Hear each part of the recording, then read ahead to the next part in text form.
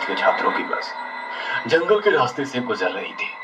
Trip खत्म करके वे वापस धाराशिव आ रहे थे। दिन भर मौज मस्ती करने की वजह से सभी छात्र थक कर सो गए थे। दरवाजे की सीट के पास विकास सर और सुशील सर खर्राटे ले रहे थे। बस ड्राइवर विजय मामा भी नींद में बस चला रहे थे। उनके बगल वाली सीट पर प्यून पांडु मामा बैठे हुए थे कि तभी बस के सामने जंगली सुअरों का झुंड आया। विजय मामा ने बस जंगल में रोक दी। कुछ देर में जब रास्ता खाली हुआ तो बस फिर से चलने लगी। कुछ ही देर में विकास सर के पीछे ही दूसरी सीट पर बैठा श्याम नींद से जाग गया। श्याम की उम्र 21 साल थी। पढ़ाई में बहुत तेज था, लेकिन हमेशा अकेला रहने वाला।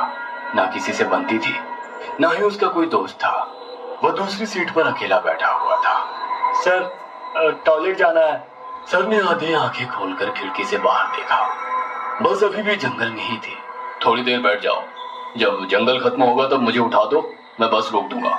वे बोले और फिर आंखें बंद कर सो गए। श्याम बस की खिड़की से बाहर देखने लगा और जंगल खत्म होने का इंतजार करने लगा। कुछ ही देर में जंगल खत्म हुआ और बस वीरान जगह पर आ गई। उसने विकास सर को जगा दिया और उन्होंने ड्राइवर से बस को रोकने के लिए कहा। जैसे ही बस रुकी, विकास सर बोले, किसी को टॉयलेट होना है तो अभी उतर जाओ, वरना बस सीधे धाराशिव जाकर ही रुकेगी। आवाज सुनकर पिछली सीट पर बैठा श्रीकांत नींद से जाग गया। विकास सर टॉर्च लेकर पहले बस से बाहर उतर गए। उनके पीछे पीछे श्याम और श्रीकांत भी उतरे और वो दोनों अलग अलग झाड़ी के पीछे टॉयलेट करने गए। श्याम टॉयलेट करके वापस आया, लेकिन श्रीकांत अभी भी नहीं आया था कि तभी श्रीकांत जोर से चिल्लाया। उसकी आवाज सुनकर विकास सर और श्याम उसकी ओर भागे, लेकिन तभी श्रीकांत झाड़ी से बाहर आया। क्या हुआ, क्यों चिल्लाए थे? कुछ नहीं सर, चप्पल से होकर कांटा पैर में चुभा। उसकी आवाज सुनकर ड्राइवर और प्यून भी नीचे उतरे थे। वह सब बस में वापस चढ़ने ही वाले थे कि तभी एक बाइक बस के सामने आकर रुक गई। अरे भाई साहब, यहाँ के नहीं हो क्या आपको पता नहीं कि इस रास्ते पर लोगों को हमेशा चकवा लगता है? बाइक चलाने वाला बोला। चकवा नाम सुनकर विकास सर बोले, हाँ पता है, हम बस निकल ही रहे हैं। और वो सब बस में बैठ गए। सर, वो आदमी किस चकवे के बारे में बात कर रहा था? प्यून ने अगले सीट से ही मुड़कर विकास सर से पूछा। हिंदी में चकवा मतलब छलावा, छलावा मतलब भूत। कहते हैं जो लोग रात में सफर करते हुए मरते हैं, उनकी आत्मा छलावा बन जाती है। छलावा रात को सफर करते हुए यात्रियों को पकड़ लेता है और उन्हें अपने गंतव्य स्थल तक पहुंचने ही नहीं देता। वो बस उन्हें उसी जगह पर घुमाते रहता है। कितना भी भाग लो या फिर गाड़ी तेज भगाओ, आप उसी जगह पर आप पहुंच जाओगे जहां आपको छलावा ने पकड़ लिया था। या फिर वो लोग रास्ते से भटक जाएंगे और उस जगह पहुंच जाएंगे जहां पर छलावा उन्हें ले जाना चाहता है, विकास सर ने बताया। इसके बाद ड्राइवर बोला, और यात्री रात भर उसी जगह पर बार बार घूमते हैं। वो तब तक रास्ता भटकते हैं जब तक सूरज ना उगे। जैसे ही सूरज उगता है, उनकी ताकत कम हो जाती है। मेरे कुछ ड्राइवर दोस्त हैं, उनको भी छलावे ने पकड़ लिया था। कहते हैं छलावा बस उन्हीं यात्रियों को पकड़ता है जो थके हुए होते हैं, क्योंकि उन पर हावी होना बहुत आसान होता है ना। फिर तो छलावा बहुत ही खतरनाक है। प्यून घबराते हुए बोला, अरे कुछ खतरनाक नहीं है, ये सब अंधविश्वास है। ड्राइवर जब थक जाता है तो रात में उसे रास्ता समझना मुश्किल हो जाता है, इसलिए उसे भ्रम हो जाते हैं और वो रास्ता भटकता है। इसे ही अनपढ़ लोगों ने भूत यानी चकवा या छलावा का नाम दिया है, विकास सर बोले। ये सभी बातें श्याम और श्रीकांत सुन रहे थे। नहीं सर, छलावे होते हैं और कुछ छलावे तो जानलेवा भी होते हैं। मेरे दादाजी को छलावे ने इतना परेशान किया था कि मरते मरते बचे थे। रात को जितने भी एक्सीडेंट होते हैं, उनमें से कुछ ना कुछ एक्सीडेंट छलावे के कारण ही होते हैं। वो रात के बेरहम शिकार होते हैं। यात्रियों की थकान और डर ही उनकी ताकत होती है। शिकारियों की तरह ही भी यात्रियों को डराते हैं, भगाते हैं और उनकी जान लेकर उनका शिकार करते हैं। हमें बस इतना पता चलता है कि कार एक्सीडेंट में उनकी मौत हो गई है, लेकिन मौत का कारण छलावा ही होता है सर। श्याम ने डरावनी आवाज में कहा। सर, इस का कुछ मत सुनो, इसकी बुआ राइटर है, उन्हीं से सुनी होंगी ये बातें। और राइटर लोगों का तो काम ही होता है बातें बनाना, उसी से तो उनका घर चलता है। पिछली सीट पर बैठे श्रीकांत ने कहा। श्रीकांत, चुप हो जाओ और सो जाओ, उन्होंने डांटते हुए कहा। और उसके बाद सभी लोगों ने आंखें बंद कर ली और सो गए। कुछ समय बीता। श्याम अभी भी जाग रहा था और खिड़की से बाहर देख रहा था। बस किसी जंगल के बीचों बीच से गुजर रही थी कि तभी उसने देखा कि रास्ते के किनारे एक बंद पड़ी चाय की टपरी है। लेकिन ये चाय की टपरी तो मैंने पीछे भी पहले वाले जंगल में देखी थी।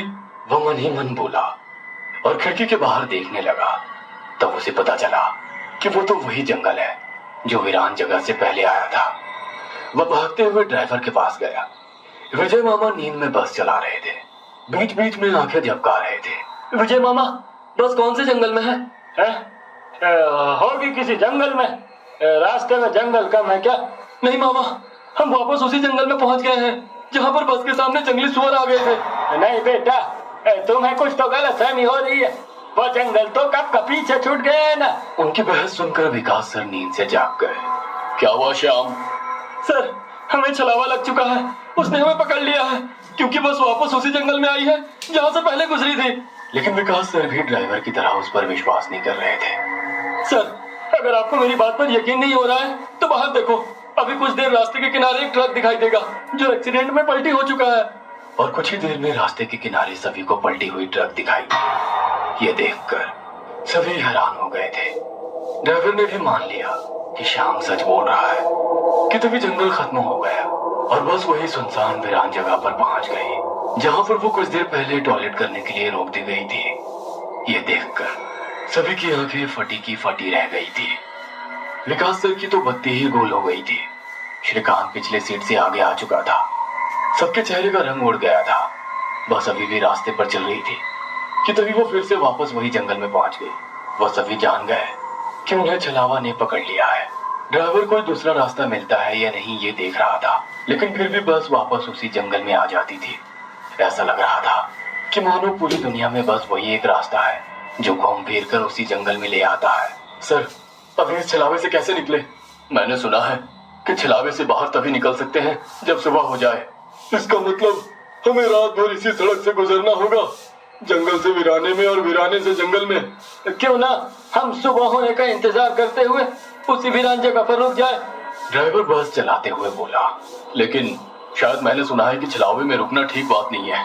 नहीं सर, मेरी बुआ ने बताया था कि अगर सेफ जगह मिल जाए तो रुकने में कोई परेशानी नहीं है। बस इतना ही बताया तुम्हें, और कोई तरीका नहीं है क्या? है, लेकिन वो अभी के लिए नहीं है। और वैसे भी अगर जिस छलावे ने हमें पकड़ा है अगर वो कमजोर हुआ तो उसकी शक्तियां कुछ ही देर में कमजोर हो जाएंगी और हम छलावे से छूट जाएंगे। फिर वो छलावा हमें नहीं पकड़ सकता। इन सभी की बातें सुनकर सोए हुए सुशील सर जाग गए। अरे क्या हुआ? आ गया क्या मेरा गुड़गांव? सुशील सर उबासी लेते हुए बोले। तभी सभी ने उन्हें घटी हुई घटना बता दी। यह सुनकर एक गाँव आया है। यह सुनकर गाँव है, लेकिन हम यहाँ इतने जल्दी कैसे पहुँचे? हमें तो कोल्हापुर से निकले मुश्किल से 2 घंटे हो गए हैं और मेरा गांव कोल्हापुर से 6-7 घंटे की दूरी पर। ये आपका गांव नहीं है सर, छलावा है।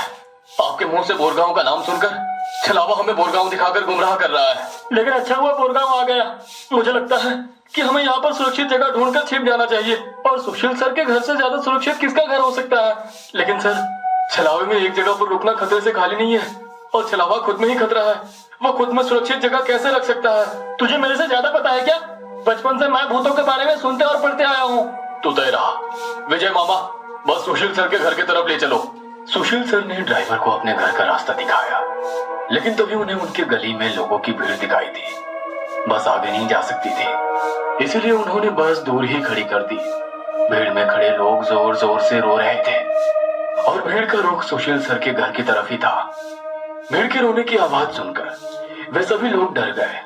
सुशील सर बस से उतरे और भीड़ में घुस गए। उनके पीछे पीछे सभी भीड़ में घुस गए। वो सभी भीड़ को चीरते हुए सुशील सर के घर के सामने जा पहुंचे और आगे का नजारा देख उनकी रूह कांप उठी, क्योंकि जमीन पर खून से लथपथ 4 लाशें पड़ी हुई थी और वो लाशें थी सुशील सर के बीवी बच्चे की और उनके माता पिता की। उन सभी की किसी धारदार हथियार से गला काटकर हत्या कर दी गई थी। खुद के परिवार की लाशें देखकर सुशील सर का दिल सहम गया और वो रो पड़े। ये क्या हो गया?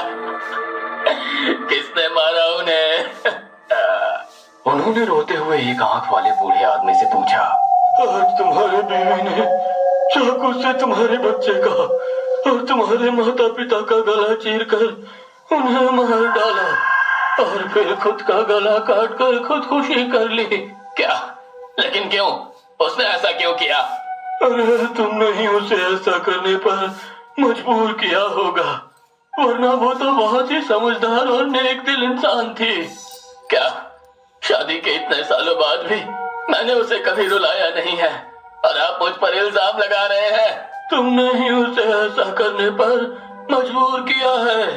ये लो चाकू और अपनी जान देकर अपने गुनाह का प्रायश्चित कर लो। वैसे भी तुम अकेले इस दुनिया में जीकर क्या करोगे? खुद की जान दे दो, वरना उनकी आत्मा को कभी शांति नहीं मिलेगी। न जाने सुशील सर को क्या हुआ, वो उस आदमी की बातों में आ गए। ऐसा लग रहा था कि वो उसकी बातों से वश में आ गए थे।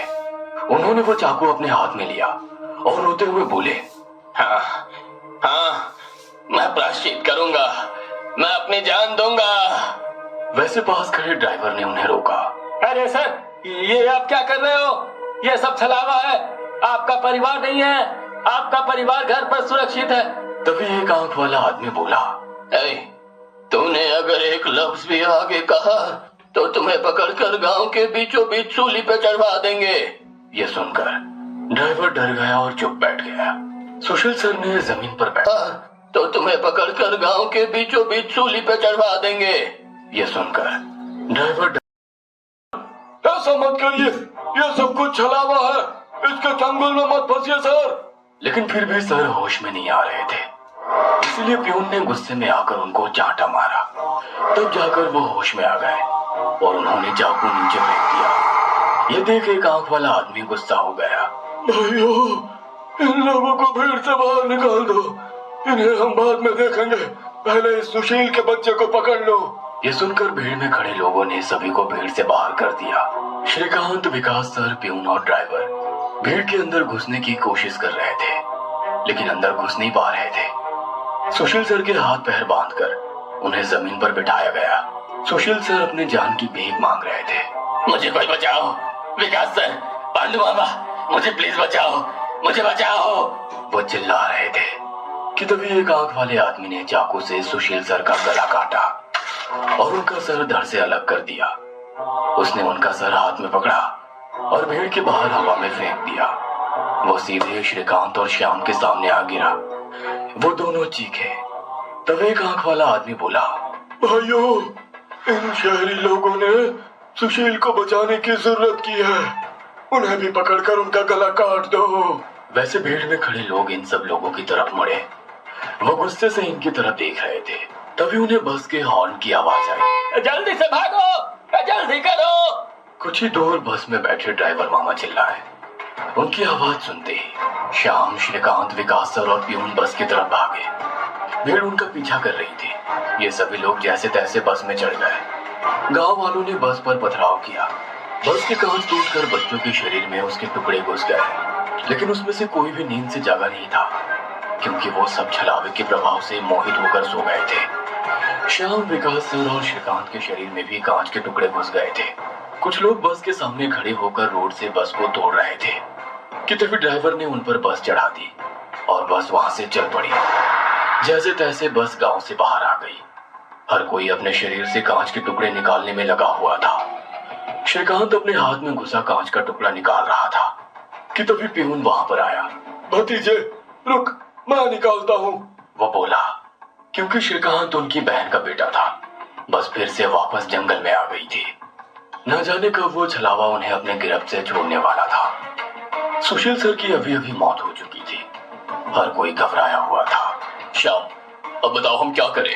अरे इसे क्या पूछना है, इसकी वजह से आज सुशील सर की जान चली गई है और हम सब मरते मरते बचे हैं। चुप हो जाओ। हमने उन्हें बचाने की कोशिश की, लेकिन मैं खुद अपने भावना को रोक नहीं सके और इसीलिए मारे गए। इसमें मेरी कोई गलती नहीं है। श्याम सफाई देते हुए बोला, लेकिन अब हम क्या करें? हमें बस सुबह होने का इंतजार करना होगा और बिना कहीं रुके बस चलाते रहना होगा। अरे लेकिन बस में इतना डीजल भी नहीं है कि सुबह होने तक चले। अगर बस का डीजल सुबह से पहले खत्म हो गया तो हम इस छलावे का शिकार हो जाएंगे। हाँ, ये भी है। ये छलावा तो मेरे सोच से ज्यादा ताकतवर निकला। आज अमावस्या है, शायद ये अमावस छलावा है। बुआ कहती थी कि छलावे के बहुत से प्रकार हैं, जिससे सबसे खतरनाक अमावस छलावा होता है। ये सिर्फ और सिर्फ अमावस की रात शिकार करने के लिए बाहर निकलता है। इसे अकेले 2 या 3 लोगों की शिकार करना पसंद नहीं है। जहाँ पर यात्री बहुत सारी संख्या में होते हैं, बस उन्हीं पर यह छलावा हावी हो जाता है। वो सबसे पहले सबसे ज्यादा कमजोर और सफर में थके हुए इंसान को ढूंढता है, उन्हें डर दिखाता है, और जब उसकी डर से मौत हो जाती है तो उसके शरीर पर कब्जा करता है और बाकी यात्रियों के बीच में रहकर उन्हें गुमराह करता है। उन्हीं छलावे में बस घूमता रहता है, और जब सभी यात्री थक जाते हैं तब उनका शिकार करता है। और मेरे हिसाब से हम जिस छलावे के चंगुल में फंसे हैं वो अमावस छलावा ही है, और वो अभी हमारे बीच में ही है। श्याम डरावनी आवाज में बोला। यह सुनकर सभी के होश उड़ गए थे। वो सब तो ठीक है, लेकिन अब हम इस छलावे से बाहर कैसे निकले? ड्राइवर ने पूछा। इस पर श्याम ने कहा, अब केवल एक ही उपाय है, लेकिन इसमें खून बहने के चांसेस है। क्या है वो उपाय? छलावा अभी भी हमारे बीच किसी मृत शरीर पर कब्जा करके बैठा है। हमें उसे ढूंढना होगा और उसे मारना होगा, क्योंकि उसकी आत्मा मृत शरीर से ज्यादा मजबूती से चिपकी नहीं होती। जैसे ही हम उसको मारेंगे उसकी आत्मा मृत शरीर छोड़ देगी और फिर वो किसी मृत शरीर में घुस नहीं सकेगी, क्योंकि एक अमावस छलावा एक रात सिर्फ एक ही मृत शरीर पर कब्जा कर सकता है। लेकिन हम में से ये छलावा है कौन? वो पीछे सोए हुए स्टूडेंट के शरीर में नहीं है, क्योंकि वो होश में नहीं है। वो हम पांचों में से एक है। क्या? लेकिन हम सब तो जिंदा हैं। नहीं, हम में से एक पहले ही मर चुका है। उसे छलावे ने मार डाला है और उसके शरीर पर कब्जा कर लिया है। कब्जे के बाद मृत शरीर बिल्कुल एक जिंदा आदमी लगता है, क्योंकि छलावा अपने ताकत से जिंदा इंसान की नकल करता है। लेकिन वो है कौन? वैसे श्याम गंभीर हो गया और उसने श्रीकांत की ओर देखा। बस अभी भी जंगल के रास्ते चल रही थी। ड्राइवर बस चलाते चलाते पीछे हो रही बातचीत सुन रहा था, क्योंकि उसे पता था कि अगर बस रुकी तो छलावा उसे निगल जाएगा। बस में सन्नाटा छाया हुआ था। हर कोई श्याम के मुंह से छलावे का नाम सुनना चाहता था कि तभी श्याम बोला, यह श्रीकांत ही छलावा है। ये क्या बकवास कर रहे हो तुम? होश में तो हो? माना कि तुम्हारी बुआ ने बहुत सारी भूतों की किताबें लिखी है, उसका मतलब ये तो नहीं कि तुम कुछ भी बोलोगे और हम सुनते रहेंगे। मेरा विश्वास करो सब, श्रीकांत ही छलावा है। जब ये वीरान जगह पर झाड़ी के पीछे गया था तब मैंने इसे किसी साए की ओर घूरते हुए देखा था। जब मैं देखने के लिए आगे बढ़ा तभी मेरी चप्पल में कांटा चुभने की वजह से मेरी चीख निकल गई और वो साया वहां से गायब हो गया। शायद तभी उसने श्रीकांत को पकड़ा होगा और उसके शरीर पर कब्जा किया होगा। चल जल्दी से इसे मार डालो, वरना ये भाग जाएगा।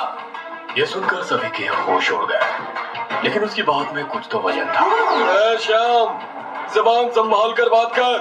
भतीजा है ये मेरा, अगर इसको किसी ने हाथ भी लगाया तो मार डालूंगा। हाँ। प्यून गुस्से में बोला, सर जी, इस पांडु की मत सुनिए। मुझे भी लगता है कि यही छलावा है, क्योंकि हम सभी ने झाड़ी से आती श्याम की चीख सुनी थी। श्याम बिल्कुल सच कह रहा है। ड्राइवर बस चलाते हुए बोला, अरे शक की सुई तो इस श्याम पर भी है। ये भी तो झाड़ी के पीछे गया था और दिखाई नहीं दे रहा था। ऊपर से यह विकास हम दोनों की नजर से दूर था। शायद इसे ही छलावे ने बस के नीचे खींच लिया और वही मार डाला। तो ये दोनों क्यों नहीं हो सकते छलावा? प्यून ने कहा। अरे मैं जिंदा हूँ, मैं छलावा नहीं हो सकता। श्याम ने कहा, हाँ, और ये श्याम हमारी कब से मदद कर रहा है। ये छलावा होता तो हमारी मदद क्यों करता? अब बचे तुम तो ड्राइवर के बाजू में ही थे, इसलिए ये श्रीकांत ही छलावा है। विकास सर जोर से बोले, अरे सर, इस प्यून को छोड़ो। आप सीट के नीचे से रॉड निकालो और उस छलावे का सर फोड़कर मार डालो। ड्राइवर बस चलाते हुए बोला। यह सुनकर श्रीकांत डर के मारे प्यून के पीछे छिप गया। विकास सर ने सीट के नीचे से लोहे की रॉड निकाली। प्यून ने उन्हें रोकने की कोशिश की, लेकिन विकास सर ने उन्हें धक्का मारा और रॉड श्रीकांत के सर पर मारी। लेकिन श्रीकांत वहां से हट गया और नीचे गिर गया। वो रॉड से दूसरा हमला करते कि तभी प्यून ने पीछे से रॉड पकड़ी और विकास सर के हाथों से रॉड खींचकर उन्हें खिड़की पर धकेल दिया और उनके सर में रॉड दे मारा। विकास सर हाथों से सिर पकड़कर वहीं तड़पते रह गए। उनके सर से खून निकल रहा था और कुछ ही देर में उन्होंने अपना दम तोड़ दिया। ये देख श्याम चिल्लाया, विजय मामा, जल्दी से पीछे आइए, इन दोनों ने विकास सर को मार डाला। ये सुनकर ड्राइवर ने बस बीच जंगल में रोक दी और वो पीछे भागते हुए आया। उसने प्यून के हाथों से रॉड छीना और उसे धक्का दे दिया। तुम नहीं सुनोगे, इसलिए पहले मुझे तुम्हें ही मारना होगा। ड्राइवर गुस्से में प्यून से बोला और वो प्यून के सर पर रॉड से हमला करता कि इससे पहले ही प्यून ने कांच का नुकीला टुकड़ा तोड़कर ड्राइवर के पेट में घोंप दिया। ड्राइवर जोर से चिल्लाया और नीचे गिर गया कि तभी बस के बाहर से भीड़ की आवाज सुनाई देने लगी। रास्ते के बीचों बीच बस लगाई है इन्होंने। कोई तेजी से चलती गाड़ी इस बस से टकराई तो क्या होगा? बाहर निकालो इन लोगों को और सजा दो इन्हें, सजा दो। बस के बाहर से आवाज आई और बस पे पथराव होने लगा। प्यून आगे की तरफ भागते हुए गया तो देखा कि 5-6 लोग बस पर पथराव कर रहे हैं। लोग गुस्से से चिल्लाने लगे, बाहर निकलो बुजुर्गों, अंदर क्यों छुप कर बैठे हो? अरे क्या हुआ भाइयों, आप ऐसा क्यों कह रहे हो? प्यून चीख चीख कर उनसे पूछ रहा था, लेकिन कोई भी उसकी तरफ ध्यान नहीं दे रहा था। तभी श्याम श्रीकांत से बोला, ये लोग सिर्फ छलावा है। हम जंगल में रुके हुए हैं, इसलिए हम मुसीबत में पड़ चुके हैं। विकास सर और ड्राइवर दोनों मर चुके हैं, फिर भी हम छलावे से बाहर नहीं निकले। इसका मतलब छलावा अभी भी हमारे बीच में है और वो छलावा तुम्हारा मामा है। ये सुनकर श्रीकांत की आंखें फटी की फटी रह गई। नहीं नहीं, ऐसा नहीं हो सकता। अरे ऐसा ही है श्रीकांत, तुमने देखा कि किस तरह से तुम्हारे मामा ने विकास सर और ड्राइवर की जान ली। वो उन्हें सिर्फ घायल भी तो कर सकता था, लेकिन नहीं, उसने उनकी जान ली। अब तो अपने मामा प्रेम से बाहर आओ श्रीकांत, और देखो उस आदमी को, वो तुम्हारा मामा नहीं छलावा है। ये सुनकर श्रीकांत सोच में पड़ गया। श्रीकांत, लोग अभी बस के कांच तोड़कर अंदर आ जाएंगे और हमारी जान ले लेंगे। इससे पहले हमें यहाँ से निकलना होगा। मैं बस को यहाँ से निकालता हूँ और तुम इस छलावे को पीछे बुलाकर इस कांच के टुकड़े से घोंप दो। छलावा मर जाएगा और हमारी जान बच जाएगी। श्याम बोला और ड्राइविंग सीट की तरफ निकल पड़ा। लेकिन तुम्हें ड्राइविंग आती है क्या? अरे मेरे मामा की ट्रैवल एजेंसी है, इसलिए मैं बस पहले ही चलाना जानता हूँ, उसने कहा और ड्राइविंग सीट पर जा बैठा। उसने बस चालू की और बस चलाने लगा। प्यून पीछे श्रीकांत के पास जा पहुंचा। श्याम बहुत ही मन लगाकर बस को भगा रहा था कि तभी उसे प्यून की चीख सुनाई दी। उसने मिरर में देखा तो प्यून गले में हाथ लगा के नीचे गिर गया। श्रीकांत के हाथ में खून से सना कांच का टुकड़ा था। उसने अपने ही मामा को गला काट कर मार डाला था। श्रीकांत श्याम के पास आया। श्याम ने बस रोक दी। मैंने छलावे को मार डाला। ये सुनकर श्याम जोर जोर से हंसने लगा और उसकी आंखें लाल हो गई और वो डरावनी आवाज में बोला, लेकिन छलावा तो मैं हूँ। ये सुनकर श्रीकांत के तो होश उड़ गए। अरे चौंक क्यों रहे हो? मैं ही छलावा हूँ। जंगल में जब बस के आगे सुअरों का झुंड आया था, तभी मैं बस में घुस गया था। मैंने बस में सबसे कमजोर और थका हुआ यात्री चुना। ये श्याम थकान के कारण गहरी नींद में सो गया था। मैंने इसे जगाया और मेरा असली रूप दिखाया। मेरा डरावना रूप देखकर ये उसी वक्त सीने पर हाथ लगाते हुए मर गया। मैंने तुरंत इसके शरीर पर कब्जा कर लिया। तभी मैंने जाना कि पिछली सीट पर बैठा एक लड़का, मतलब कि तू, आधी नींद में था और टॉयलेट जाने के विचार में था, और मैंने अपना खेल शुरू कर दिया। मैंने बस में बैठे सभी को छलावे की कहानी सुनाकर डरा दिया, क्योंकि डर ही मेरा सबसे बड़ा हथियार है।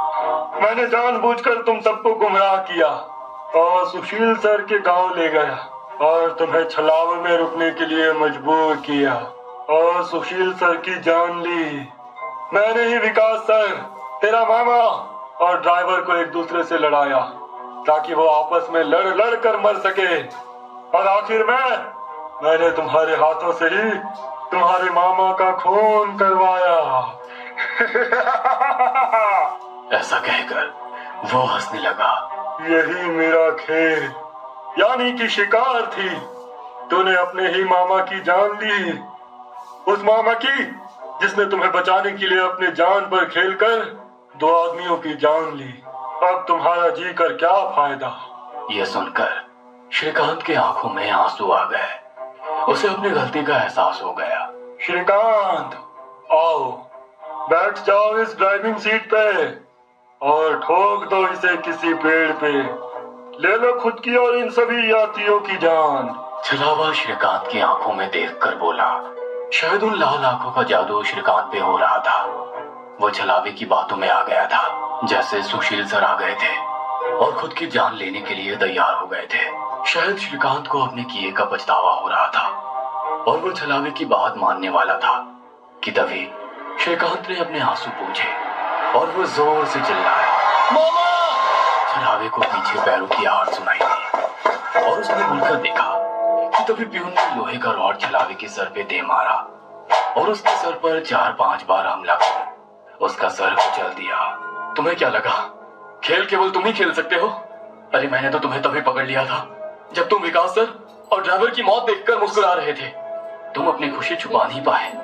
तब मेरे दिमाग में तुम्हारी बातें आई। जानबूझकर तुमने हमें गुमराह करके छलावे में रोका और तुम्हारी वजह से सुशील सर की जान गई। तुमने मुझ पर ही छलावा होने का इल्जाम लगाया।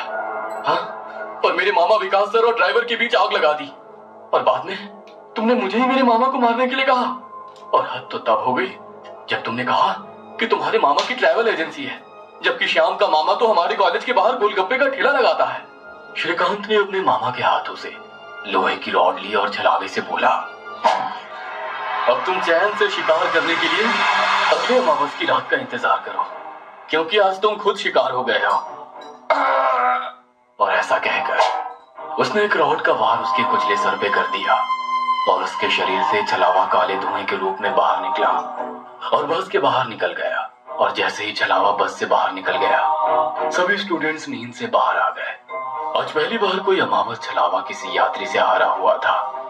बस के ऊपर हवा में उड़ता हुआ छलावा दर्द से तड़पने लगा और चिल्लाते हुए हवा में बिखर गया। उस छलावे को अपनी योनि से मुक्ति मिल गई, क्योंकि ये सृष्टि का नियम है कि जब भी कोई छलावा इंसान से हारता है, उसका अंत हो जाता है और उसे मुक्ति मिल जाती है। आधी रात